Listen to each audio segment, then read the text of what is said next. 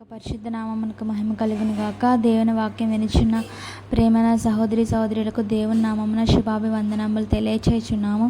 ఈరోజు వేకుమన్న జూన్ 4వ తారీఖుది సంచరించుటకు సరి అయిన సమయము. దేవుని ఆత్మను గురించిన మొదటి ప్రస్తావన జలములతో సన్నిహిత సంబంధం కలిగి ఉన్నది. దేవుని ఆత్మ జలములపై అల్లాడుచుండెను అని ఆదికాండం 1వ అధ్యాయం 2వ వచనంలో చదివి ఉన్నాము. జలములు శ్రమలను చూపుచున్నవి. తరచుగా ఉజ్జీవం అనున్నది మనము శ్రమలలో ఉన్నప్పుడు మన యొక్క విశ్వాసం పరీక్షింపబడు సమయంలోనే కలుగుచున్నది, కానీ మనము సుఖవంతముగా ఉన్నప్పుడు కాదు. నిరాకరముగాను శూన్యముగాను అనగా మూల భాషలో తారుమారు మరియు శూన్యం అని కూడా అర్థం కలదు. అవును, ఎప్పుడైతే మనకు సమస్తమును తారుమారుగాను శూన్యముగాను కనబడుచున్నదో అదే సమయమున అదే చోటున ఆత్మ సంచారం జరుగును.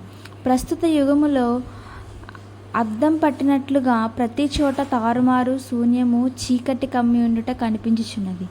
గనుక పరిశుద్ధాత్మ యొక్క సంచారమునకు ఇదియే సరియైన సమయము. నిజమైన దేవుని యొక్క ఆత్మ శక్తివంతంగా క్రియ చేయుటకు తగిన సమయం ఇదే. కనుక మనం విశ్వసించి దాని నిమిత్తము ప్రార్థించదముగాక. ఒక పాపి అయిన మనుషునికి దేవుడు అనుగ్రహించు మహా గొప్ప ఆశీర్వాదము క్రీస్తు యొక్క త్యాగపూరితమైన మరణమే. అయినను దానికి ముందు సూర్యుడు తన ముఖమును దాచుకొని 3 గంటల పాటు కటిక చీకటి ఏర్పడెను.